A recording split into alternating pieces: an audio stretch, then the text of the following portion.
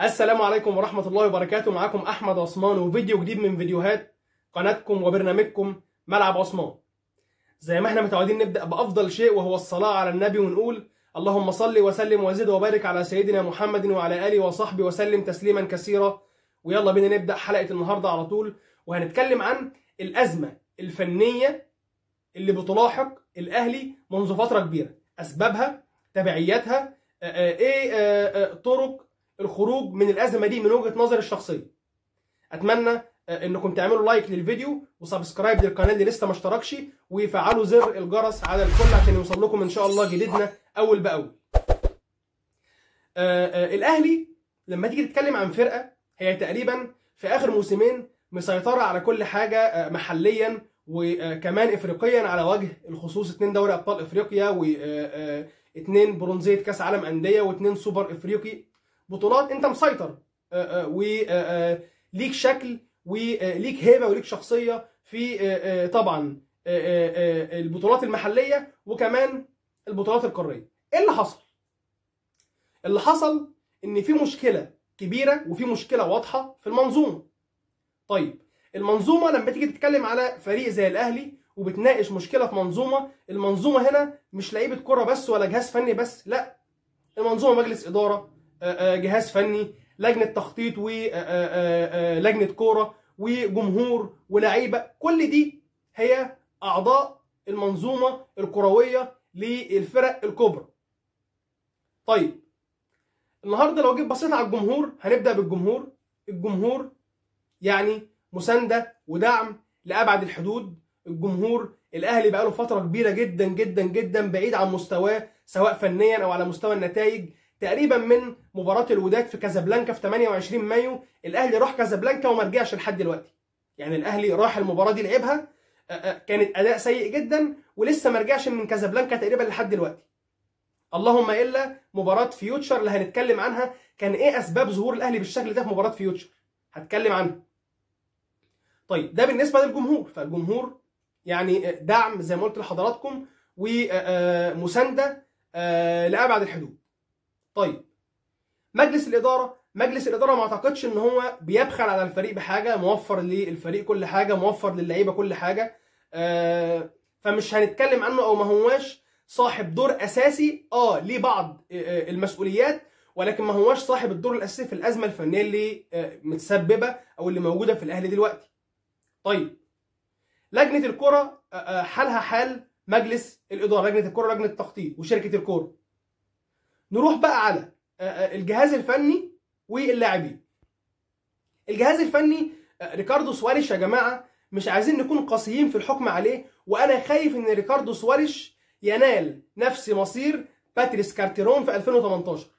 كارتيرون لو نفتكر جه في 2018 بعد رحيل حسام البدري في دور المجموعات في دوري ابطال افريقيا، والراجل تقريبا كان جاي الاهلي لعب ماتشين ساعتها في دوري الابطال، اتغلب ماتش وتعادل ماتش، وكان يعني خلاص كله بيقول الاهلي فرصه اصلا في الصعود صعبه. الراجل كان بمجموعه من اللاعبين وهو وسكواد تقريبا هو الاضعف للاهلي في اخر 10 سنوات. بتتكلم بقى على ما اتذكر اسلام محارب وميدو جابر وسعد سمير وكريم ميدفيد و لعيبه يعني، وعمرو بركات. كان سكواد ضعيف جوه، احمد الشيخ كان سكواد ضعيف جدا، سكواد ضعيف جدا جدا جدا. الراجل قدر ان هو يوصل لفاينل افريقيا، وطبعا اتغلبنا قدام الترجي في النهائي، وخسر ساعتها برضو البطوله العربيه لو تفتكروا امام الوصل الاماراتي لما خرج من البطوله، واتقدم كبش فدا للجمهور في الوقت دوت. انا اخشى ان سواريش يتم يعني يكون مصيره هو نفس مصير كارتيرون. ليه؟ هقول لكم ليه. سواريش انا ما اقدرش احكم عليه، والنهارده اي حد يحكم على الراجل دوت يبقى معلش بيتكلم بشكل غير منطقي او غير واقعي تماما. ما ينفعش احكم على راجل لسه بقاله 20 يوم ماسك فرقه، يا دوب بيتعرف على اللاعبين، يا دوب لسه بيطبعهم على طريقه لعبه وعلى اسلوبه التكتيكي سواء هجوميا او دفاعيا. راجل يعني لسه هي التجربه الاولى ليه خارج البرتغال، اول تجربه احترافيه بياخدها مع نادي كبير ونادي عنده جمهور كبير وضغوطات كبيره جدا جماهيريا بالشكل ده، فلسه الراجل محتاج وقت. وعلى فكره احنا قايلين كده، انا شخصيا قايل كده من اول مباراه ليه امام بتروجيت لو تفتكروا. مش معنى ان الراجل كسب فيوتشر بنتيجه كبيره وكان اداء كويس يبقى كده الراجل بس خلاص، لا. وبرده لما حللت مباراه فيوتشر قلت ما اقدرش احكم على الراجل دلوقتي، الراجل لسه عايز له مش اقل من 7 8 ماتشات. طيب انا خايف من المصير ده ليه؟ لسواريش. سواريش اتغلب من بيراميدز وبعد نوعا ما عن بطوله الدوري اللي برضه هنتكلم عنها انتهت ولا لا. عنده الماتش اللي جاي ماتش مهم جدا مع الزمالك على بطوله كاس مصر. طيب كل شيء وارد. تعالوا كده نتخيل سواريش اتغلب من الزمالك، وشيء وارد وطبيعي جدا، يعني شيء وارد. وارد الاهلي يكسب، وارد الاهلي يتغلب، دي مباراه كاس ونهائي كاس. طيب هنا الاداره هتبص للراجل ان ممكن الراجل لا ما تاقلمش مع الفريق، لا الشكل ما اتظبطش، الشكل فيه مشكله، خسرت من بيراميدز وكمان بتخسر من الزمالك في نهائي الكاس، الدوري ضاع وكمان بطوله الكاس ضاعت، فممكن يبدا هنا ايه؟ لا الراجل ده ما يكملش. ودي هتبقى كارثه، هترجعنا او هترجع الاهلي ل يعني سابع عهده بقى في تغيير الاجهزه الفنيه والمشاكل الفنيه وتعاقب المدربين وهكذا، بتخلق مشاكل فنيه على الفريق ما صدقنا ان احنا خرجنا منها وفوقنا منها. من بعد موسيماني عندنا مشكله فنيه كبيره. طيب هل موسيماني طالما ذكرت اسمه هو السبب في اللي فيه الاهلي دلوقتي؟ مش بالظبط كده، مش بالظبط كده. ولكن من بعد موسيماني ما رحل الفرقه، الراجل زي ما قلت لحضراتكم الله يكون في عونه، جاي على فريق لسه هو كمان جاي في نص موسم، وجاي في توقيت صعب جدا جدا جدا، جاي كمان في توقيت تقريبا المباريات اللي فيه كلها مباريات قويه ومع منافسين اقوياء جدا، ومطالب بالفوز في جميع المباريات.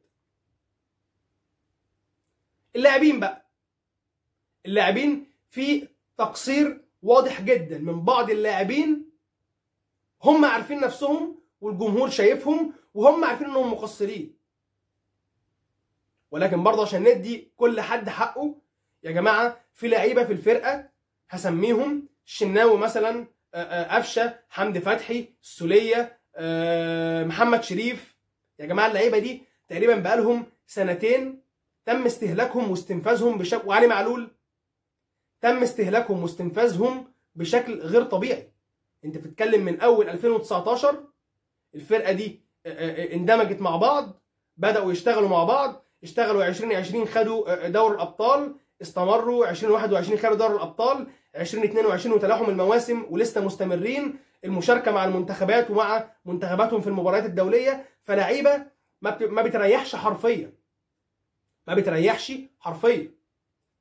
وهو ده قدر الاهلي، يعني انت بتتكلم هو ده برضو قدر الاهلي، ان انت ما عندكش وقت، ما عندكش راحه، ما عندكش رفاهيه اللي بي يعني مثلا ممكن تكون عند انديه تانية، لا ما عندكش الكلام ده. انت دايما مضغوط ودايما تحت ضغط ودايما عندك ضغط مباريات، سواء لو هتكلم عن الاهلي مشاركه في الدوري، مشاركه ان هو كمان بقاله 3 سنين بيستمر لحد الرمق الاخير في بطوله دوري ابطال افريقيا، لعب اخر 3 نهائيات من البطوله، فهو يعني دوري، كاس عالم انديه، بطوله افريقيا، مفيش راحه. ففي استنفاذ لطاقات بعض اللاعبين، دول بشر، فانا ما بلومش على حد. في لعيبه مقصره، في لعيبه مقصره طبعا، في مشاكل فنيه في الفريق، طبعا في مشاكل فنيه في الفريق. حاجه من الحاجات اللي انا عايز اتكلم عنها مثلا بدري بنون بعد ما كان خلاص هينتقل لقطر القطري، وخلاص كانت صفقه قاب قوسين او ادنى من الانتقال لفريق قطر القطري، الصفقه فشلت وفشل الانضمام وتوقفت المفاوضات. بدري بنون انت ليه ما بتعتمدش عليه في حين ان هو ما عندوش اي مشكله طبيه، راجل جاهز ما عندوش اي مشكله، وبدري بنون هو المدافع الوحيد في سكواد الاهلي اللي عنده القدره على الخروج بالكوره من الخط الخلفي وانه يتقدم وانه يلاعب الفرقه من تحت. هو المدافع الوحيد اللي بيعرف يعملها، بيتخلص من الضغط بشكل ممتاز جدا، لعيب عنده هدوء في طريقه لعبه، بيعرف يتحكم في الكوره، بيعرف يطلع الكوره من رجله بشكل كويس جدا. فانت خسران بدري بنون وعندك مشاكل دفاعيه رهيبه.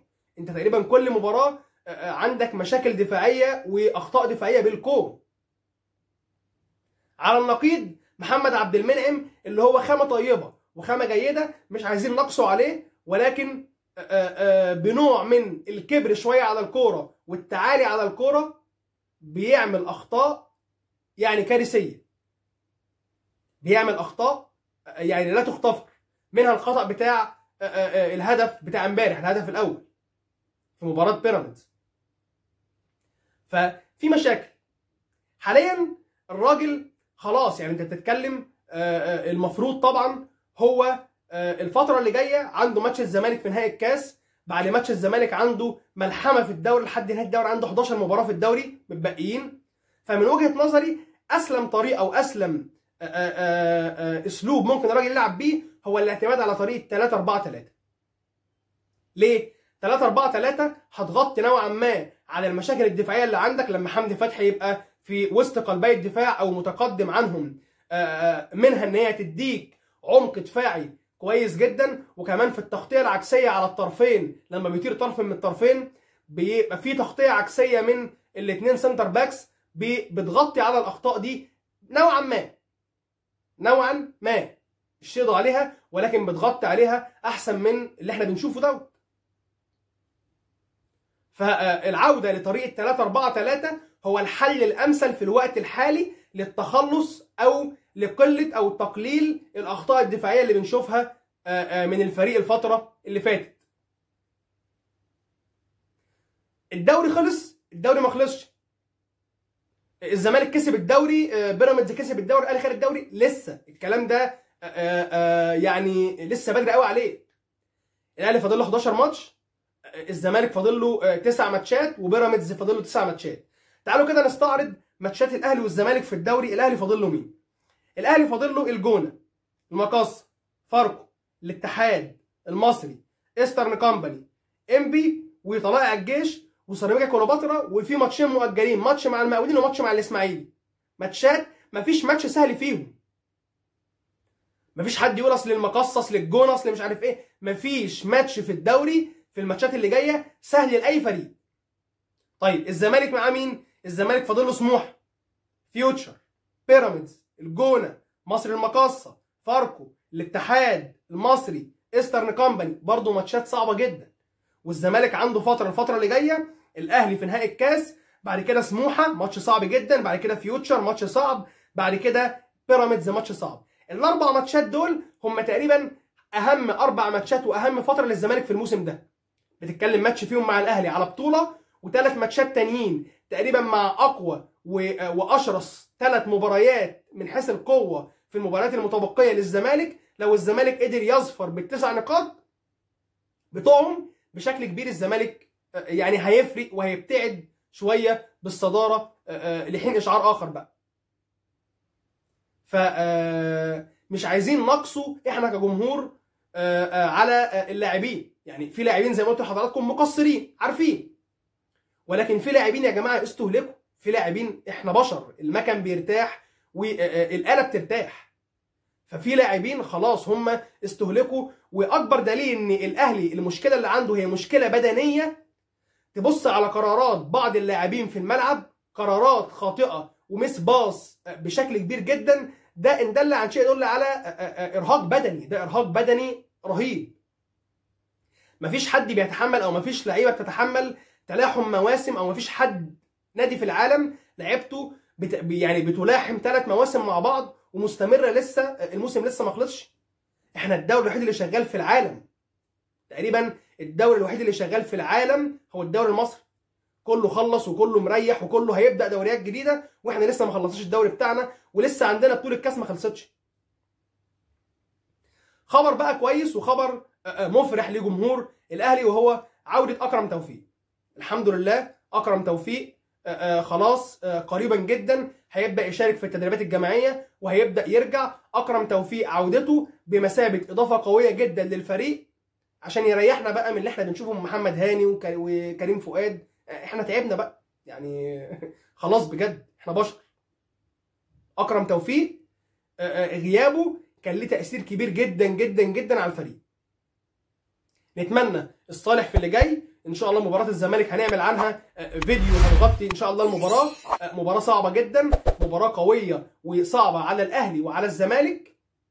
ان شاء الله باذن الله يكون الفوز من نصيب الاهلي باذن الله، وتكون بطوله غاليه، وتكون بدايه للاعبين كده، بدايه جديده وبدايه قويه لريكاردو سواريش مع الاهلي بالفوز ببطوله، وتستمر ان شاء الله الانتصارات فيما هو قادم. نتمنى ان شاء الله الخير. اشوف حضراتكم ان شاء الله في فيديوهات وفي حلقات جايه كتير، والسلام عليكم ورحمه الله وبركاته.